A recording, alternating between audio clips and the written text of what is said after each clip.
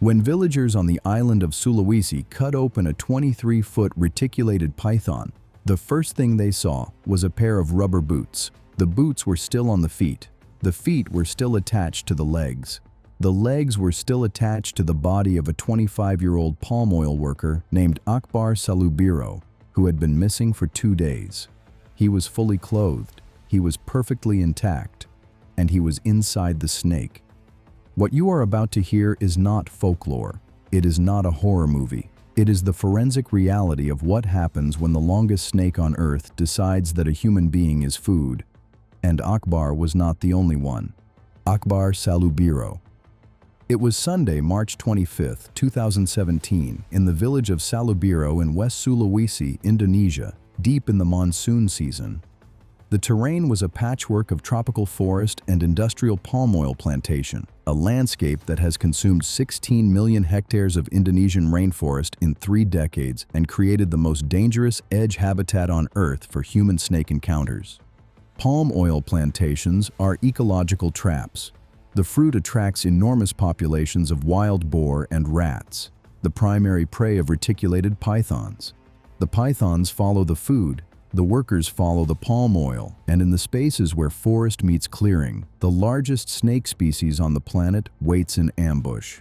Herpetologists call this the edge effect, the thin boundary between habitats where predator density is highest and human traffic is most concentrated. Every confirmed case of python predation on an adult human in the 21st century has occurred within or adjacent to an industrial plantation. Akbar Salubiro was 25 years old, a palm oil harvester of average build, wearing standard agricultural clothing, a shirt, trousers, and heavy rubber boots.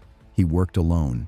He walked into the plantation at dawn, the hour when reticulated pythons are at their most active, and he did not come back. When Akbar did not return by Monday evening, his family raised the alarm.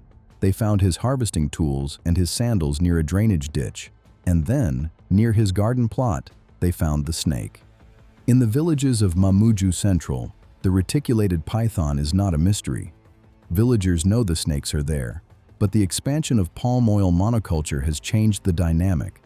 The plantations concentrate prey, which concentrates pythons, which puts workers in the same space as snakes that have grown to 7 meters or more.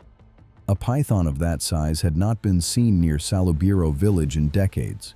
No specific warnings were posted. No safety protocols existed. The search party found the python in a ditch near Akbar's garden.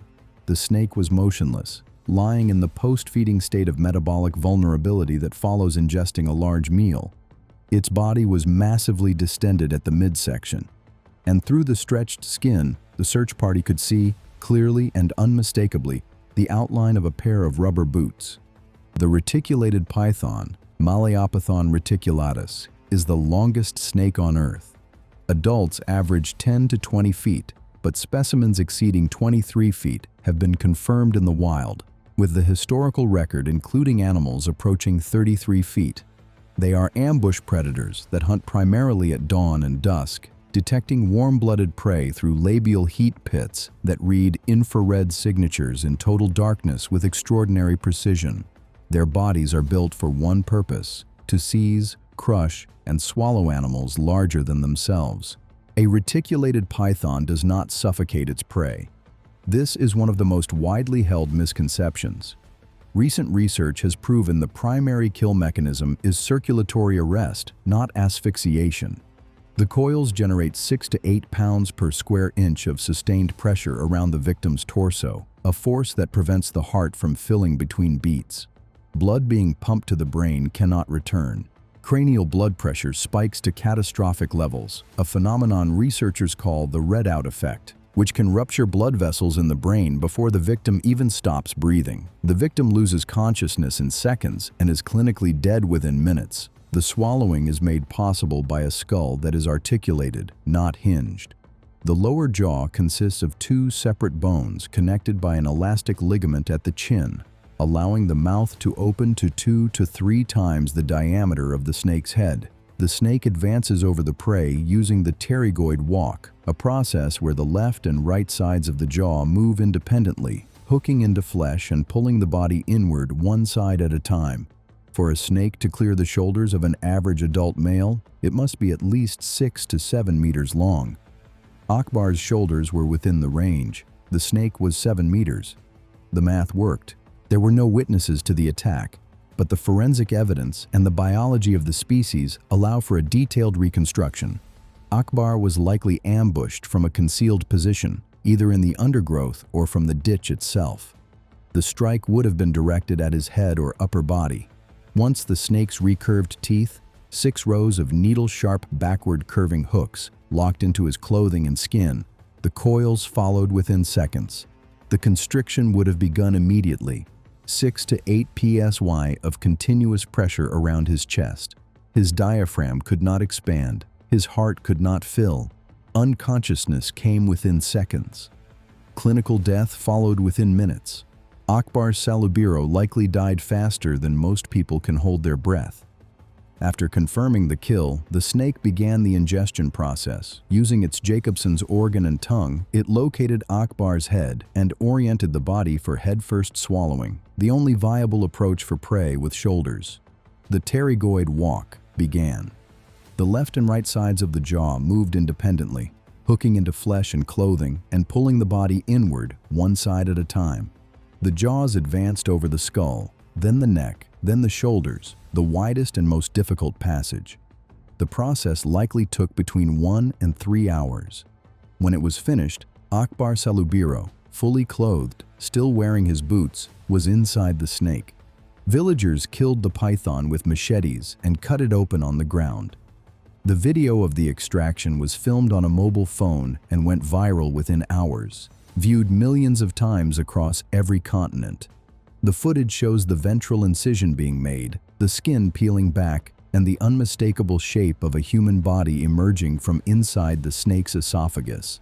Akbar's body was intact, his clothing was intact, his boots were intact. The snake's gastric acid, which operates at a pH of 1.5, a concentration of hydrochloric acid capable of dissolving bone, had not yet begun to break down the textile and rubber materials. He had been inside the snake for approximately 24 to 36 hours. The non-digestible elements would eventually have been regurgitated or passed as waste. Everything else would have disappeared. The incident was covered by the BBC, CNN, Global News, and dozens of Indonesian outlets. It was the first case in modern history, with undeniable video evidence of an adult human being recovered whole from inside a python. It confirmed what herpetologists had long suspected but could never prove with forensic certainty. The reticulated python is a legitimate predator of adult humans. Teba.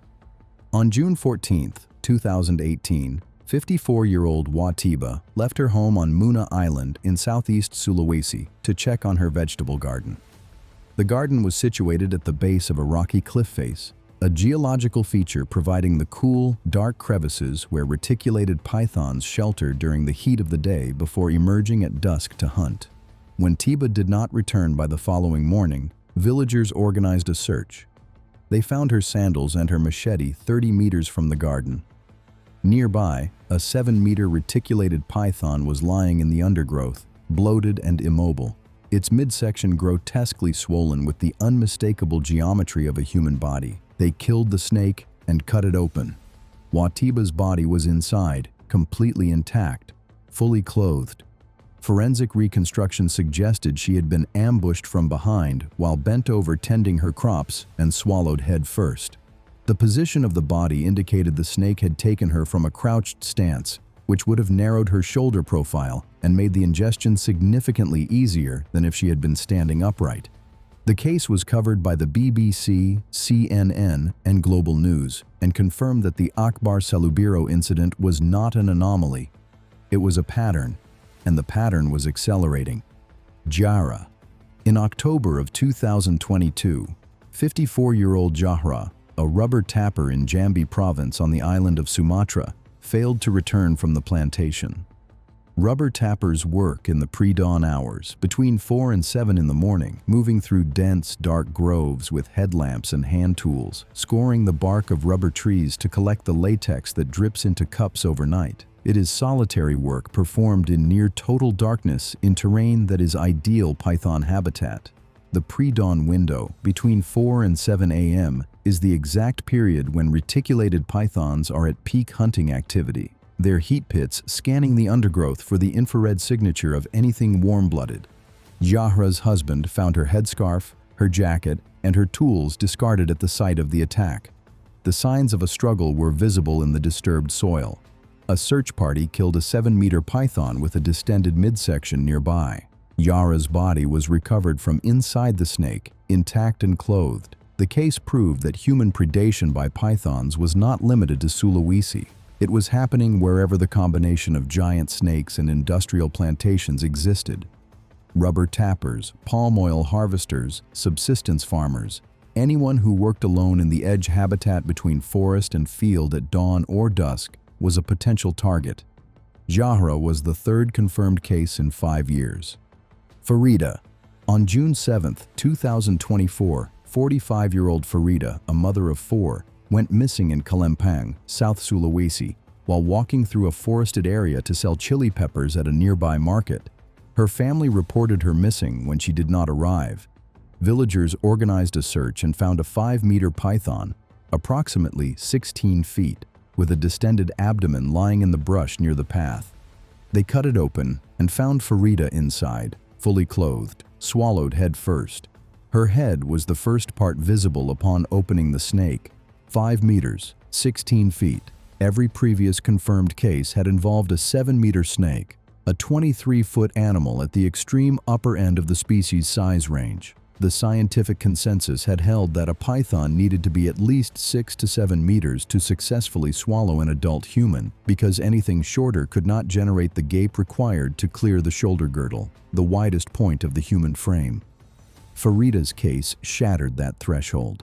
She was a woman of smaller stature, and the 5-meter snake had been large enough to bypass the shoulder problem entirely.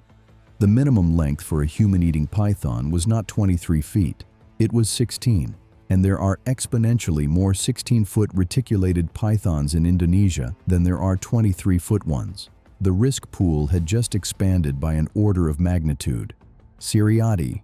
On July 2, 2024, 36-year-old Siriati left her home in Teba, South Sulawesi, to buy medicine for her sick child.